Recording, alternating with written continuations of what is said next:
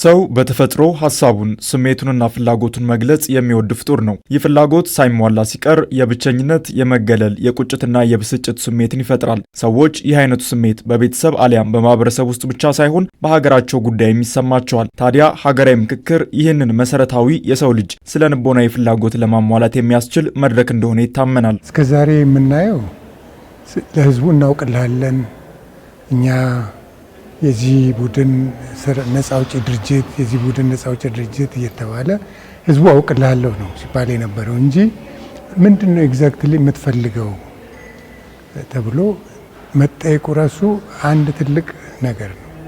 ከታች ጀምሮ ከመነሻው ከወረዳ ከቤተሰብ ጀምሮ በጾታም በስራ ክፍፍልም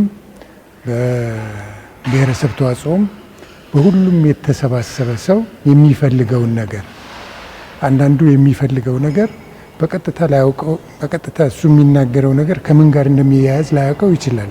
ግን የሚፈልገውን ነገር ተናግሯል። በማንኛውም ሀገር ውስጥ ቁጥራቸው የተለያየ ማህበረሰቦች፣ የተለያዩ ባህሎች፣ የተለያዩ አመለካከቶች አሉ። ታዲያ እነዚህ ማህበረሰቦች ስለ ሀገራቸው ዕጣ ፈንታ ሀሳባቸውን ሲገልጹና ድምጻቸው ሲወከል ለሀገር አንድነት ትርጉሙ ከፍ ያለ ነው። ሰው በባህሪው ወይም ደግሞ በተፈጥሮ በራሱ መከበርን መወደድን ይፈልጋል። ስለዚህ በሀገራዊ ምክክር ላይ ድምጽ ተሰጥቶት የማያውቅ ሰው የሚመስለው ወይም ደግሞ በአንድም በሌላም በሆነ ውስንነት ተቀምጦ የነበረ ግለሰብ ወይም ደግሞ የአንድ የስራ ተቋም ወይ ደግሞ ባለስልጣን በዚህ ሀገራዊ ምክክር ግን መከፋፈሉ ስነ ልቦናዊ ጥቅም ምንድነው?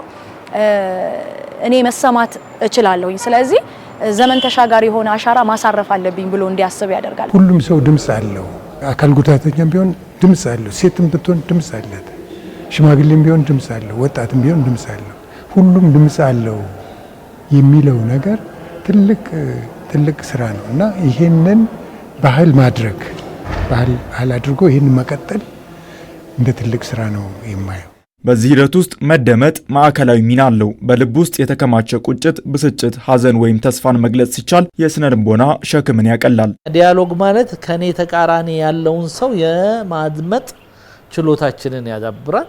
ተደማጭ ነኝ ደግሞ ሰው ሲል ተደማጭ ካለ ባለመሆን የሚመጣን ያለመረጋጋት የሚመጣን ጠብ የሚመጣን ብስጭት ጥፋት እናቆማለን ማለት ነው። የታፈነ ሐሳብንም በራሱ የማውጣትና የመናገር ለዘመናት ለቀናት ለአመታት ሊሆን ይችላል ሰዎች ብናገርም ባልናገርም ለውጥ አላመጣበትም በሚሉባቸው ነገሮች ላይ አሁን ግን ብናገር ለውጥ አመጣለሁ። ምክንያቱም እንደ ሀገር የተቀመጡ እነዚህ በጣም ትልቅ ነገሮች ስለሆኑ ወይም ደግሞ እነዚህ ነገሮች ቀላል ነገሮች አይደሉም።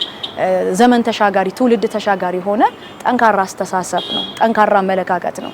ስለዚህ ሰዎች ብቻ ሳይሆኑ ተቋም እንደ ተቋም፣ ሀገር እንደ ሀገር፣ ግለሰብ እንደ ግለሰብ፣ ፓርቲ እንደ ፓርቲ ሁሉም በመጡበት አኳኋን ማለት ነው ተሰሚነትንና የተደማጭነትን ስነ ልቦናዊ የሆነ ትሩፋቶች አሉት ብዬ አስቀምጣለሁ። ሀገራዊ ምክክሩ በዜጎች መሃል ከሚፈጥረው በጎ ተጽዕኖ መካከል አንዱ የሌላኛውን ችግር እንዲሰማ ማስቻል ነው። ይህ ደግሞ በታሪካዊ ሂደቶች በተሳሳተ እሳቤ አንዳችን ስለ ሌላኛው የነበረንን ትርክቶችን በመቀየር በዜጎች አእምሮ ውስጥ የተለየ እሳቤ ይፈጥራል። ሰው እርስ በራሱ የሌላውን ሰው ዕውቀት እንዲያከብር እሱንም መስማት አለብኝ፣ እኔም መሰማት ብቻ ሳይሆን እኔም ወንድሜን መስማት አለብኝ፣ እህቴን መስማት አለብኝ፣ ታስፈልገኛለች፣ ያስፈልገኛል የሚለውን ነገር የሚጨምርና በጣም የሚያድስ ነገር ነው። መስማት የማንፈልገውን ነገር እንድንሰማ የምንገደድበት አውድ መፍጠር ማለት ነው።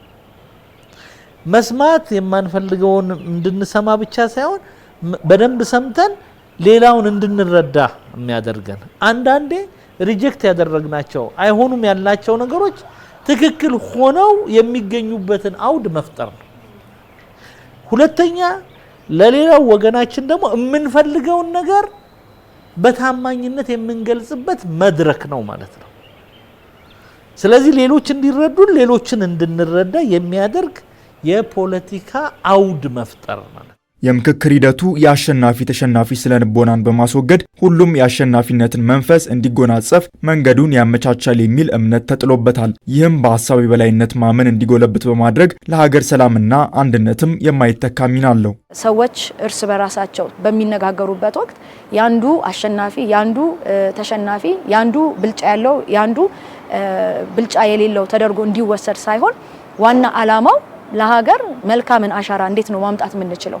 መልካምን የሆነ መልካም አስተሳሰብ፣ መልካም አመለካከትን፣ ገጽታን በተለይ ደግሞ በሰዎች በማህበረሰባችን ውስጥ ባለን ዜጎች ውስጥ በእኛ ውስጥ እንዴት ነው መፍጠር የሚቻለውን ነገር ማምጣት ነው።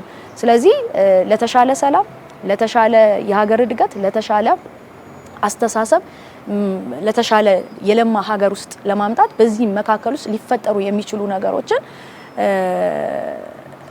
ብዙ በንግግር የምታደርጋቸው ነገሮች ናቸው።